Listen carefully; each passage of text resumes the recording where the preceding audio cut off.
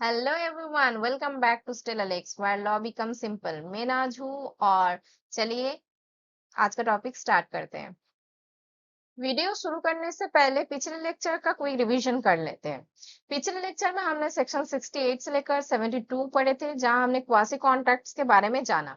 हमने necessaries, reimbursement, non gratuitous act, finder of goods और money paid by mistake या coercion भी समझा था एग्जाम्पल के साथ। आज हम इंडियन कॉन्ट्रैक्ट एक्ट का सबसे इंपॉर्टेंट टॉपिक्स में एक डैमेजेस एंड कॉम्पेंसेशन को पढ़ेंगे, जो सेक्शन 73 से लेकर 75 में दिए गया है। तो चलिए बिना टाइम वेस्ट करे शुरू करते हैं। सबसे पहले बात करते हैं सेक्शन 73 की। सेक्शन 73 कहते हैं, अगर किसी कॉन्ट्रैक्ट का ब्रीच होता है तो जिस पार्टी को उस ब्रीच की वजह से नेचुरल और फोर्सेबल लॉस हुआ है उसे कॉम्पेंसेशन मिल सकती है, लेकिन रिमोट या इनडायरेक्ट लॉस का कॉम्पेंसेशन नहीं दिया जाता। चलिए इसको सिंपल लैंग्वेज में समझते हैं। हर ब्रीच पर हर तरह का नुकसान रिकवर नहीं किया जा सकता है। लॉस सिर्फ उस लॉस को कॉम्पेंसेशन देता है जो नेचुरल ब्रीच की वजह से हुआ है या जिसका पार्टीज को पहले से पता हो। चलिए इसको इलस्ट्रेशन के साथ समझते हैं। A agrees to supply cement to B by 1 June. ये डिलीवर नहीं करता, बी का कंस्ट्रक्शन प्रोजेक्ट डिले हो जाता है। अगर ये डिले नेचुरली ब्रीच का रिजल्ट है तो बी कॉम्पेंसेशन क्लेम कर सकता है, लेकिन अगर बी कहे कि डिले की वजह से उसका एक अलग बिजनेस अपॉर्चुनिटी भी चला गया है और ए को इस बात की पहले से इंफॉर्मेशन नहीं थी, तो इसको मतलब रिमोट लॉस रिकवर नहीं होगा। इसका एक इम्पोर्टेंट लैंडमार्क केस है जो कि है हार्डली वर्सेस वॉक्सनडल, जो 1854 की केस है। ये केस आप याद रखना, ये इस सेक्शन का सबसे इम्पोर्टेंट केस में से एक है। एग्जाम पॉइंट ऑफ व्यू से आप ये याद रखना, नेचुरल लॉस होगा तो ही रिकवर होगा, फोर्सिबल लॉस होगा तभी रिकवर होगा, लेकिन रिमोट या इनडायरेक्ट लॉस रिकवर नहीं होता है। उम्मीद करती हूँ सेक्शन 73 आपको समझ आया। अब सवाल ये है कि अगर कॉन्ट्रैक्ट में पहले से पेनल्टी अमाउंट लिखी हो तो क्या कोर्ट वही अमाउंट दे देगी? इसका आंसर मिलता है सेक्शन 74 में। तो चलिए सेक्शन 74 को समझते हैं। अब आते हैं सेक्शन 74 पर। सेक्शन 74 कहते हैं, अगर कॉन्ट्रैक्ट में ब्रीच होने पर फिक्स्ड अमाउंट या पेनल्टी क्लॉज लिखा गया है तो ब्रीच के सिचुएशन में कोर्ट रीजनेबल कॉम्पेंसेशन अवार्ड करेगी। ये कॉम्पेंसेशन कॉन्ट्रैक्ट में लिखी हुई अमाउंट से ज्यादा नहीं हो सकती। बहुत स्टूडेंट्स ऐसा सोचते हैं कि कॉन्ट्रैक्ट में अगर 5 लाख लिखा हुआ है तो ब्रीच होने पर पूरी की पूरी 5 लाख मिल जाती है, लेकिन ऐसा नहीं होता।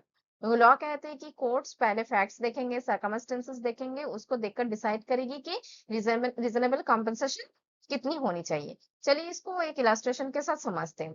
ये एग्री करता है कि वो 1 जुलाई तक कंस्ट्रक्शन कंप्लीट कर देंगे। अगर कोई डिले होता है तो उसको 1 लाख देना पड़ेगा, लेकिन अगर वो डिले करता है तो इसका ये मतलब नहीं कि उसको 1 लाख पूरा का पूरा देना पड़ेगा। कोर्ट्स डिसाइड करेंगे कि क्या सर्कमस्टेंसेस था, क्या सिचुएशन था, उसके हिसाब से कॉम्पेंसेशन अवार्ड करेगी। इसका एक इम्पोर्टेंट केस लॉ है, फतेहचांद वर्सेस बालकिशन दास 1963 का ये केस है। सुप्रीम कोर्ट इस केस में कहते हैं कि सेक्शन 74 जो है उसका पर्पस रीजनेबल कॉम्पेंसेशन देना है, ना कि केस में पूरी पेनल्टी रिकवर करवाना है। तो उम्मीद करती हूँ सेक्शन 74 आपको समझ आया। तो चलिए अब सेक्शन 75 को समझते हैं। अब बात करते हैं हमारा लेक्चर का लास्ट सेक्शन, सेक्शन 75 की। सेक्शन 75 कहते हैं, जो पर्सन लॉफुली किसी कॉन्ट्रैक्ट को रिसेंट करता है वो कॉन्ट्रैक्ट के नॉन परफॉर्मेंस की वजह से हुई डैमेज के लिए कॉम्पेंसेशन क्लेम कर सकता है। चलिए और भी इजी लैंग्वेज में इसको समझते हैं। यानी अगर आपके पास कॉन्ट्रैक्ट कैंसिल करने का लीगल राइट है और आप वैलिड रीजन से कॉन्ट्रैक्ट कैंसिल कर देते हैं तो आप अपने लॉस का कॉम्पेंसेशन मांग सकते हैं। चलिए इसको इलस्ट्रेशन के साथ समझते हैं। Agrees to supply machinery to B. ये रिपीटेडली डिलीवर नहीं करता, बी कॉन्ट्रैक्ट को लॉफुली रिसेंट कर देता है। अब बी को मार्केट से महंगी मशीनरी खरीदनी पड़ती है, बी एक्स्ट्रा खर्चा का कॉम्पेंसेशन क्लेम कर सकता है। तो एक बात याद रखना, रेसिशन जो है वो लॉफुल होनी चाहिए और कॉम्पेंसेशन अवेलेबल होनी चाहिए, किसकी वजह से? जो लॉस हुआ है नॉन परफॉर्मेंस की वजह से।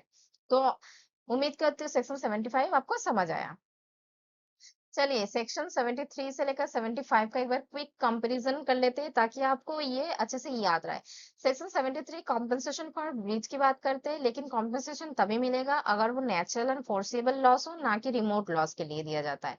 74 क्या बोलते हैं? Reasonable compensation despite penalty clause.